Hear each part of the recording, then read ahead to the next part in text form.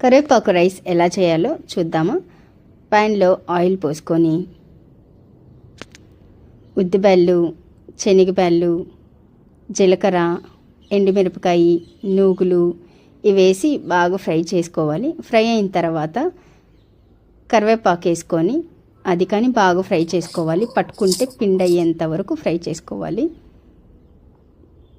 అది చల్లారనిచ్చి మిక్సీకి అయితే వేసుకొని పౌడర్ చేసుకోవాలి. తర్వాత అదే ప్యాన్లో ఆయిల్ పోసుకొని ఆవాలు, జీలకర్ర, కొంచెం ఉద్దిబెల్లు, శనగబెల్లు, ఎర్రగడ్డ, కరివేపాకు, ఎండుమిరపకాయ కావాలంటే వేసుకోవచ్చు, లేదంటే లేదు. ఎందుకంటే నేను పౌడర్లో ఆల్రెడీ వేసినాను కాబట్టి దీంట్లో అయితే వేసుకోలేదు.